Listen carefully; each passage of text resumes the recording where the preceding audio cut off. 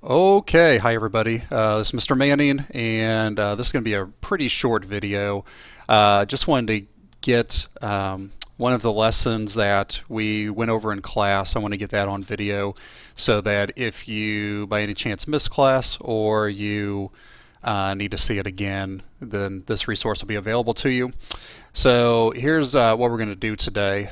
We've got this picture. It's called Chris with Guitar. And you can see that my main man here, Chris Griffin, is playing some air guitar. And then right next to him is a real guitar. We are going to make it look like Chris is actually playing the guitar. We're going to make it look like the guitar is between his arms and that he's actually playing it. And then after we do that, we are going to use these layers over here, the flames layer and the glow layer. We're going to use those to give it kind of a cool effect, make it look like Chris is inside the flames, so he looks like a true rock star. Okay, so a little bit about the layers. I've got 5 layers right now. All of them have been named based on what they are. Remember, I encourage you to name your layers as you create them. It'll just make things a lot easier for you as you continue to do things in Photoshop and you get documents that have more and more layers. One thing I want to point out to you is this little eyeball icon right here. You'll see that 3 of my layers have the eyeball icon and then 2 of them do not. The 2 that don't are currently hidden.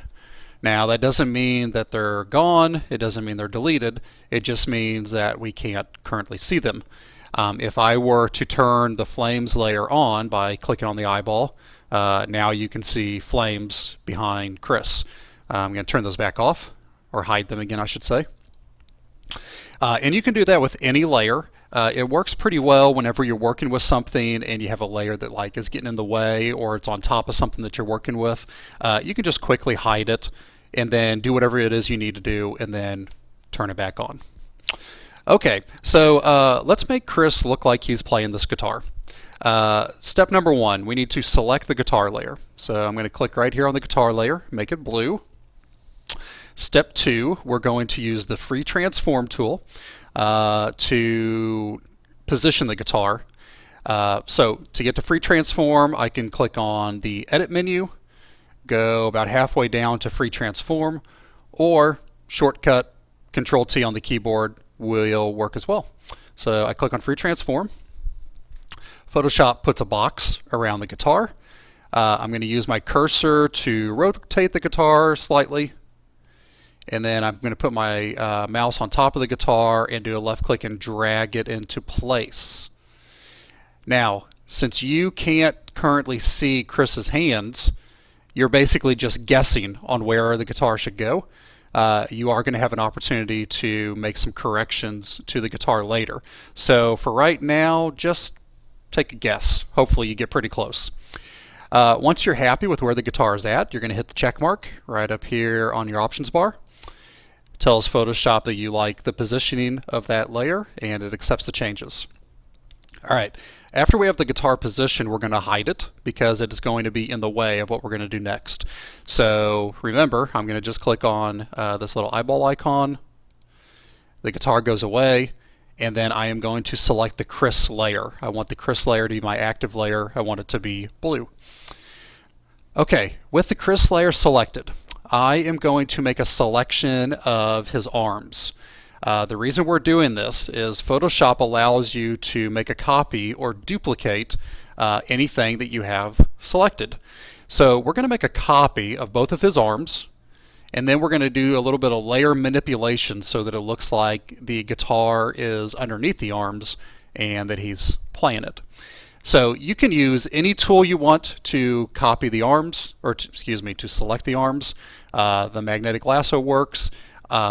Magic wand, or the tool I'm actually going to use is the quick selection tool. All right, quick selection tool, need to make that just a little bit bigger. Do a left click. You don't have to move too far. Photoshop makes that selection pretty fast. I'm going to zoom in just a little bit to make sure that I don't have any terrible mistakes. Let's see, add a little bit there. Make this just a little bit smaller and take off these bumps. All right. Yeah, that looks pretty good. I think we'll go with that. So back to normal size. Okay. Now that I have this area selected and my Kriss layer is the active layer, I am going to duplicate it. And the way you do that is you go up to the Layer drop-down menu, choose New, and then choose Layer via Copy. You are telling Photoshop to make a new layer of whatever it is you have selected. You will also notice that the shortcut for this is Control J. Both methods work. I click on Layer via Copy. Photoshop has created a brand new layer for me. It is called Layer 1. If I were to hide the Kriss layer, you could see that this is the layer that it created for me. It's a copy of his arm. Quick little side note, I always encourage you to rename your layers. So instead of Layer 1, I am going to double click on this and call it left arm. Now I know this arm is on the right hand side of the page, but it is Kriss's left arm, so that made sense to me. You can name yours whatever makes sense to you. All right, after I have this copied, I can just real quickly make sure that it's working. So I'm going to bring my cursor over here to the left arm layer. I'm going to make sure it's blue. I want it to be selected. I do a left click and hold it, and I'm going to drag it up until it is on top of the guitar layer. The layers are in the same order over here on the right as they are on your workspace. So if the left arm layer is at the top over here, it's also going to be on the top over here. So what that means for you is whenever I show this guitar layer again, it now looks like his left arm is on top of the guitar. That's because the left arm is on top of the guitar. If I were to take this layer and move it beneath the guitar, it would once again look like the guitar is on top of his left arm. That's not good. We don't want that. So I'm going to drag this back up, make it look like he's holding that guitar. All right, I am now going to do the exact same thing to this arm. So I'm going to quickly hide the guitar, click on the Kriss layer. That is crucially important. You want to be on the layer that you're going to make a duplicate of. I'm going to use my quick selection tool again. Make a pretty good selection of his arm. I might zoom in real close just to make sure I don't have any terrible mistakes. Oh, that's not too bad. There's a couple little spots that I should probably clean up before I go any further. Okay, that looks better.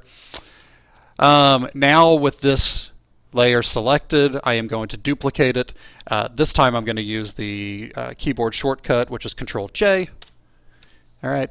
Photoshop made a new layer here. Once again, it called it Layer 1. I don't want that. I'm going to double click on it and call it right arm. All right. Now I'm going to move the right arm to above the guitar, turn the guitar layer back on so it's visible, and boom, it looks like Kriss is playing the guitar. Now, at this point, if I wanted to make any corrections to the guitar, like its positioning or its size, I could. I just got to click on the guitar layer, do a free transform, which I just clicked on Control T to get my free transform to come on.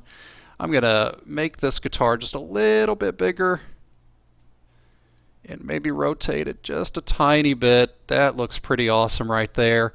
I hit the check mark to accept my changes, and it is done. It now looks like Kriss is playing the guitar. Pretty cool. All right, very last thing on this lesson, I wanted to show you how to use layer blending. We're going to make it look like Kriss is inside of flames. He's going to be on stage with the flames all around him. So I am going to turn on the flames layer. I'm going to make it visible by hitting the eyeball icon. I am also going to select the Kriss layer. The reason I'm selecting the Kriss layer is that is the layer that I want to blend. Photoshop allows you to blend one layer at a time, and it always blends with the layer beneath it. So right now I am going to blend the Kriss layer, and it is going to blend with the flames layer because the flames layer is underneath it.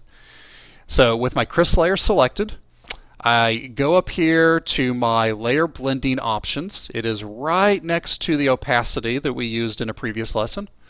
I hit the drop down arrow. Now you could do a click and then a click, and you could keep on clicking to death if you want to, and that would work just fine. Or what I actually recommend, just a little trick that I've learned, is I always select dissolve. That's the top option. And then I use the arrows on my keyboard, the up arrow and the down arrow, to basically flip between the different blending options. So I am now clicking on my keyboard and I am getting different results right here. So that's what darken looks like. There's multiply, color burn. You can see some of the things over here changing as I go to each blending option. I'm going to continue to scroll through them. This technique right here is a lot of trial and error. You're basically just looking for something that looks good. There's no right or wrong. And I would recommend just scrolling through all of the options at least once so you can see how everything looks. And then once you find one you like, just go with it. That lighten looks pretty good. Let's look at a few others. There's screen. Ugh. Yeah, that's not bad. Yeah, I kind of like that one. I like how the flames look like they're on top of Chris. Scroll through a few more here. A little bit faster now that I've found some that I think are going to work. Yeah, you can see some of them just don't look real natural. They just don't blend real well. Alright, that's all of them. I think that lighter color was my favorite. So I'm going to go back to lighter color. Yeah, that looks pretty good. That looks like he is inside the flames. Alright, very last thing, we're going to blend the flames layer with the glow layer. Just a little bit more additional practice. So I'm going to turn the glow layer back on. Nothing happened because the flames layer is currently blocking it, so we can't even see the glow layer. But as soon as we start blending the flames layer, you're going to be able to see it come through. I click on the flames layer, and I'm going to do the blending thing again. Just going to hit this down arrow, choose dissolve, start scrolling through it with my arrows on my keyboard. Oh, that looks pretty awesome. Ooh, I like screen. Basically just kind of wanting something that looks fairly natural. You want it to look like he is in those flames.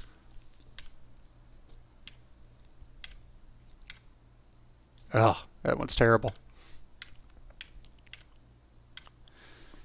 Alright, so after going through them, I think I like lighten the best, so I'm going to go with that one.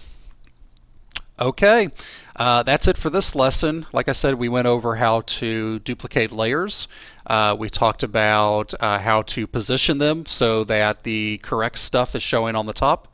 And then there at the very end, we talked about how to use layer blending to get some kind of cool effects. Thanks for watching, guys.